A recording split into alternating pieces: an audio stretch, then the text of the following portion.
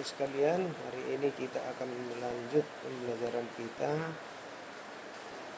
yaitu materi bahasa Indonesia sebagai lanjutan dari materi sebelumnya yang sudah kita bahas, yaitu pengertian ide pokok dan kalimat utama. Hari ini kita akan membahas bagaimana cara menentukan kalimat utama dan ide pokok berdasarkan contoh paragraf yang akan Bapak sajikan nanti. Semoga kalian dapat menyimaknya dan memperhatikannya dengan baik-baik agar nanti dapat memahaminya. Baik, kita mulai saja. Cara menemukan ide pokok kalimat utama dan kalimat penjelas. Ini cara ini Bapak sajikan untuk cara yang mudah ya. Cara ini Bapak singkat dengan hipokalutan jelas ya.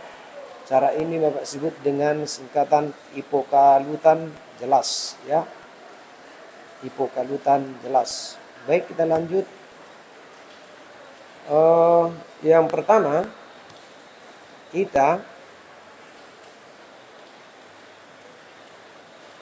memperhatikan teks laporan berikut. Coba dilihat baik-baik. Ya, perhatikan teks laporan berikut dengan baik-baik.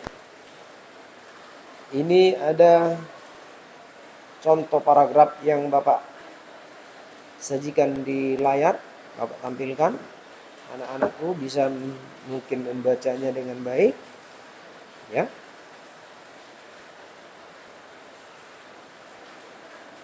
Ya, sudah dibaca ya.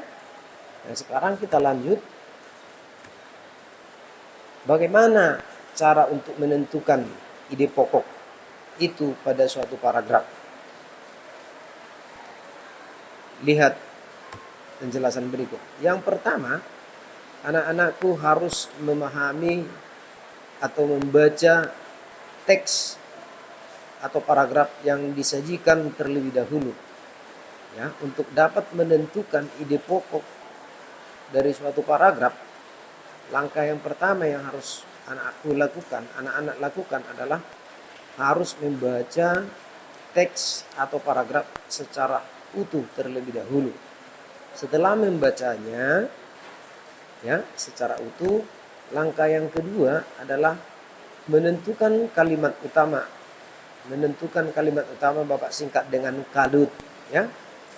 Kalimat utama. Dalam menentukan letak atau posisi kalimat utama, dalam menentukan posisi dari kalimat utama di dalam suatu paragraf, ada 3 posisi. Biasanya ada di awal, di akhir, atau di akhir, di awal dan di akhir. Cara mudahnya yang Bapak akan sajikan adalah untuk menentukan posisi kalimat utama dalam sebuah paragraf, Bapak gunakan istilah ABG. ABG, bukan anak baru gede ya. Apa itu ABG? ABG itu ya, ABG itu antara lain yaitu A-nya di awal ya. Jadi seperti yang sudah Bapak jelaskan dalam pembelajaran sebelumnya, letak kalimat utama ada di awal. Itulah tadi A. Kemudian B-nya belakang atau di akhir. Kemudian G-nya adalah gabungan atau campuran antara awal dan belakang. Itulah istilah cepat supaya mudah diingat. Ingatlah untuk letak atau posisi kalimat utama itu dalam sebuah paragraf. Ingatlah ABG, ada di awal, ada di belakang, atau di akhir, ada gabungan antara awal dan belakang. Baik, kita mulai daripada letak kalimat utama yang berada di awal. Jika seandainya letak kalimat utama itu ada di awal. Jika seandainya letak kalimat utama itu ada di awal, anak-anakku bisa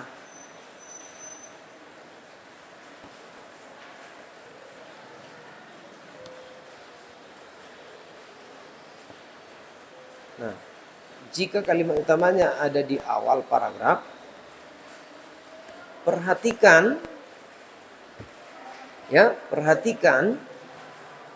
ciri-ciri kalimat nomor 2 dan seterusnya. Jadi patokan kita dalam menentukan apakah di awal paragraf kalimat utamanya, kita langsung saja lihat kalimat nomor 2 atau kalimat nomor 3 dan seterusnya. Bagaimana ciri-ciri kalimat nomor 2 atau kalimat seterusnya? Di mana kalimat nomor 2 dan seterusnya adalah merupakan kalimat penjelas atau yang mendukung. Kalimat nomor 2 dan seterusnya adalah mendukung ke kalimat utama ini. Ya. Jadi itu dia. Baik, kita lanjut. Ciri-ciri kalimat yang nomor 2 dan seterusnya sebagai pendukung dari paragraf yang berada di awal adalah ciri-cirinya terdapat dalam kalimat nomor 2 itu berupa repetisi atau pengulangan kata. Ya. Terdapat dalam kalimat nomor 2 atau nomor 3, nomor 4 dan seterusnya berupa repetisi atau pengulangan kata. Repetisi atau pengulangan kata itu dapat berupa yang kedua ada rujukan, ya, ada berupa rujukan. Di dalam kalimat nomor 2 atau nomor 3 dan seterusnya ada berupa kata rujukan, yaitu ini, itu, dan tersebut. Yang ketiga, di dalam kalimat nomor 2 dan seterusnya ada kata ganti orang seperti ia, mereka, dan nya. Nah, seandainya dalam kalimat nomor 2 terdapat ketiga hal ini, berarti secara otomatis kita sudah dapat menentukan bahwa kalimat utamanya adalah di awal paragraf. Paham ya, anak-anakku? Nah, sekarang kita lanjut.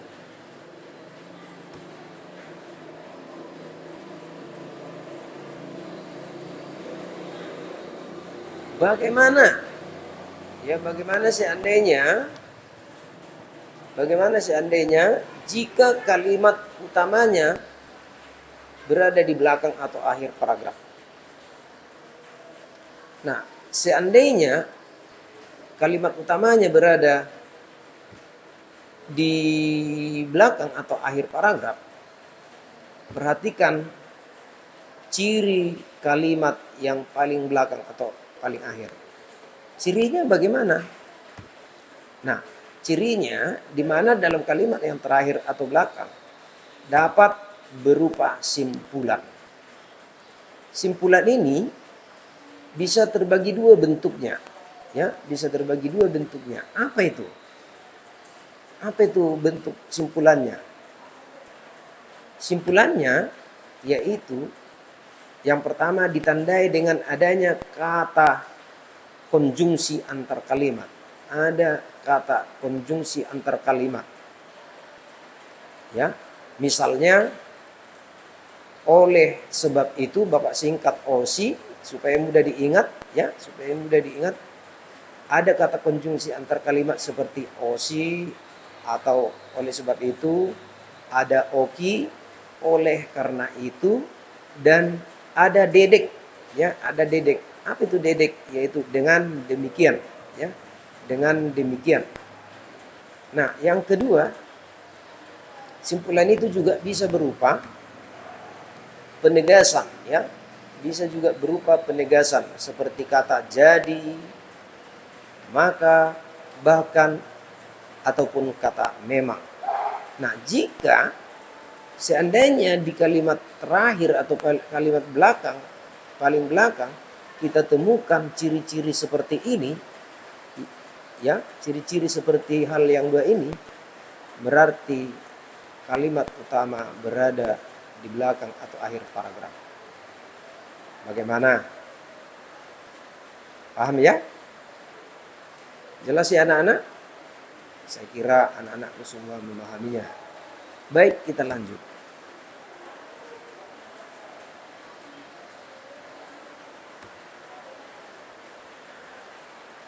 Nah, sekarang yang menjadi pertanyaan,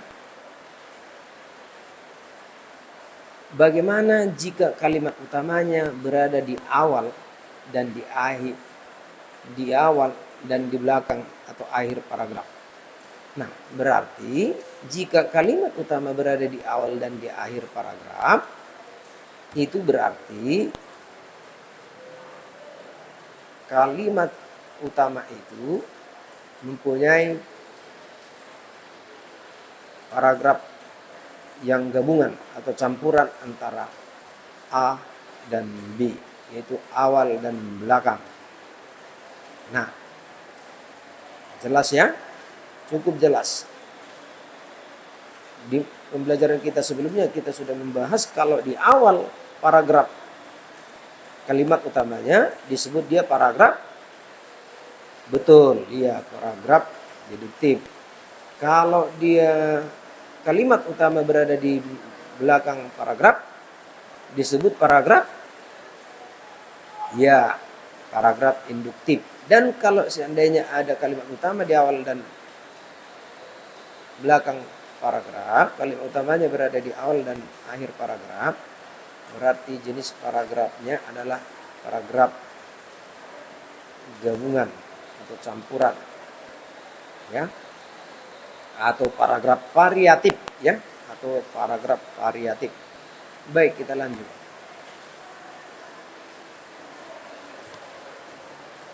Kita lanjut. Nah, setelah yang pertama tadi kita sudah paham mengenai cara menentukan kalimat utama. Selanjutnya sekarang kita masuk pada menentukan ide pokok atau gagasan utama. Ide pokok ini bisa kita singkat dengan IPO atau gagasan utama kita singkat dengan GASUT, ya. GASUT biar gampang diingat. Nah, menentukan ide pokok, ya, menentukan ide pokok harus kita pahami dulu dan harus bisa kita tentukan yang mana kalimat utama pada sebuah paragraf tersebut, ya. Harus kita pahami dulu. Setelah kita paham kalimat utama, maka kita akan bisa menemukan ide pokok. Kenapa?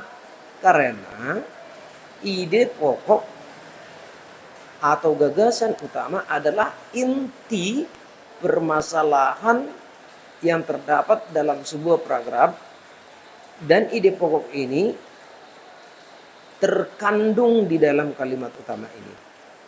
Nah, ide pokok ini dapat berupa tersurat atau disebut dengan istilah eksplisit.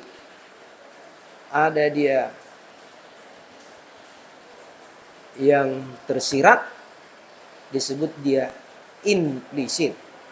Tersurat artinya berarti ide pokoknya langsung berada di kalimat utamanya atau langsung kalimat utamanya, ya. Langsung dia kalimat utamanya. Sedangkan kalau tersirat berarti kita ambil dari kalimat utama dengan menarik sebuah simpulan. Begitu kira-kira, ya. Jadi ide pokok itu ada dua jenis juga, yaitu ada tersurat atau eksplisit. Yang kedua tersirat atau implisit. Baik, langsung saja kita pada contoh. Perhatikan baik-baik contoh berikut ini.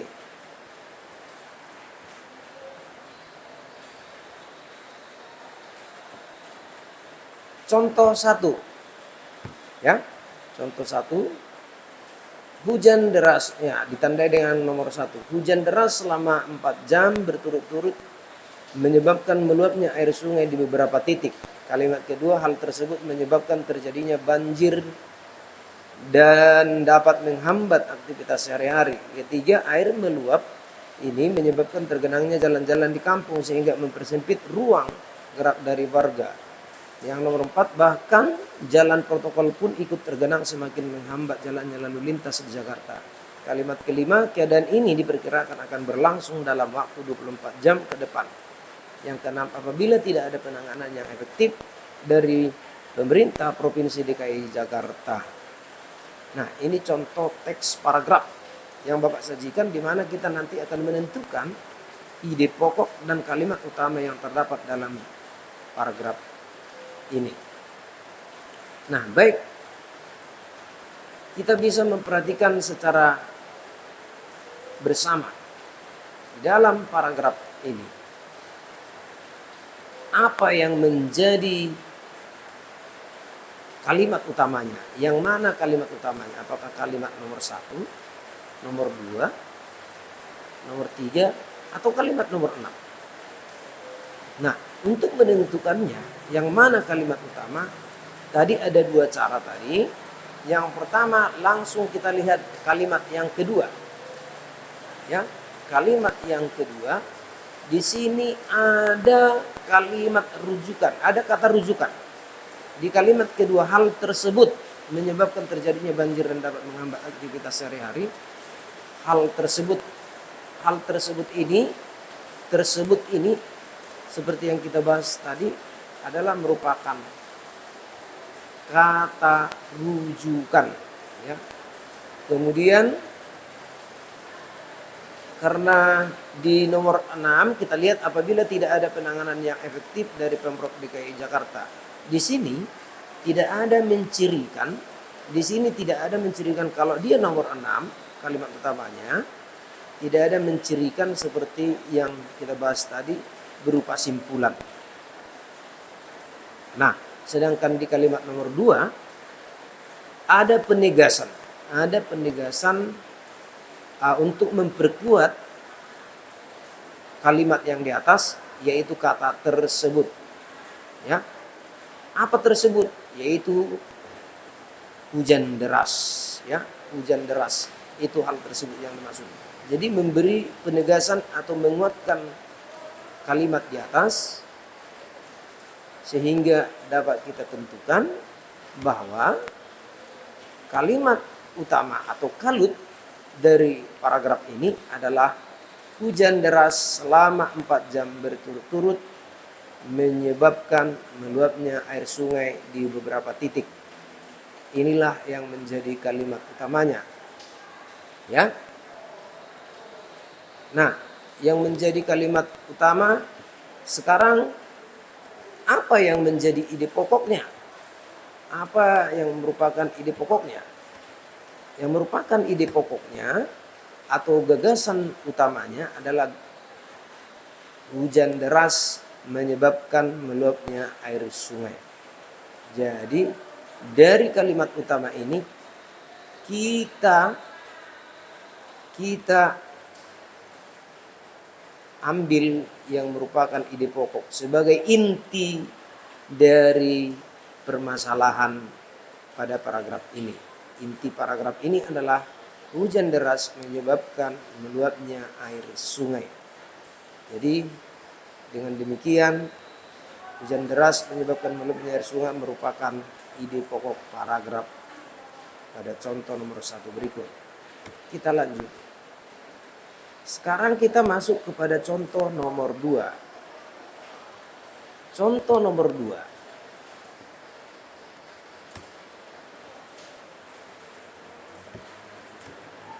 Contoh nomor 2, diketahui bahwa lebih dari 200 rumah dan bangunan mengalami kerusakan baik sedang maupun berat. Jumlah korban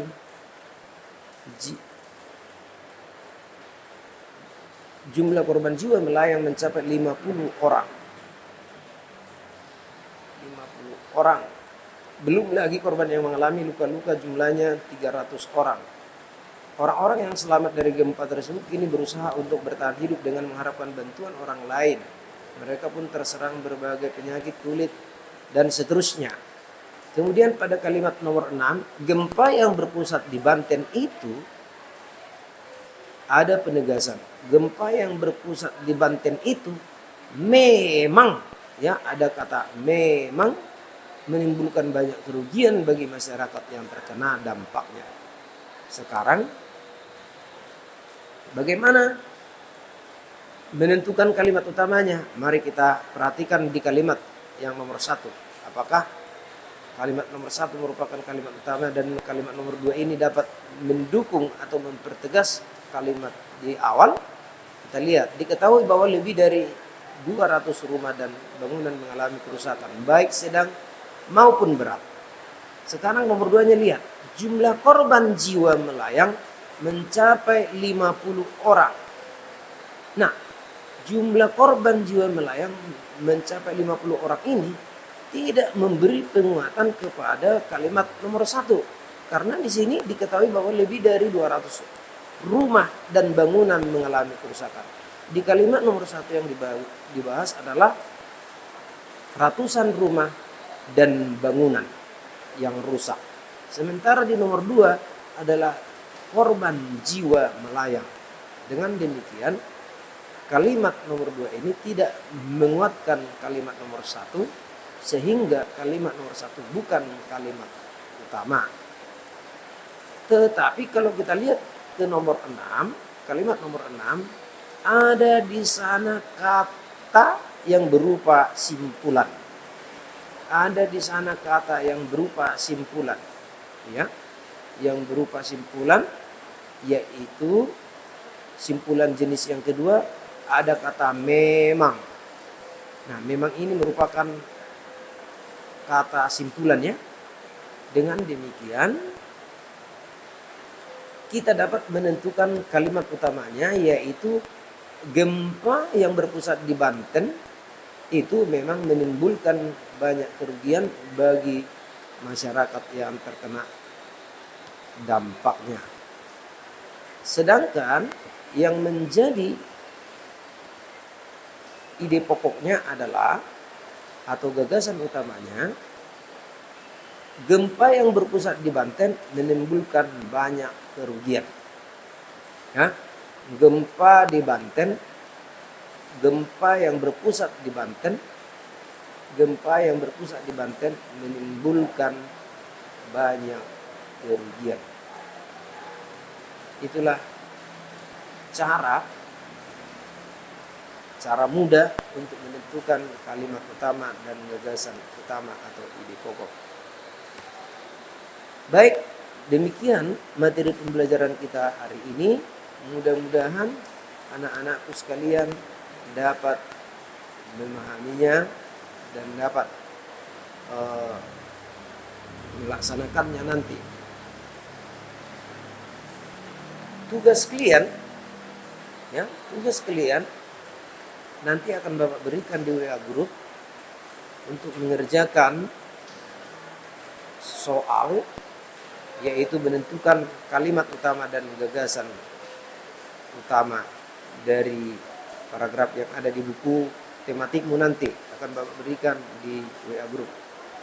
Demikian pertemuan kita hari ini. Terima kasih. Thank you. Jangan lupa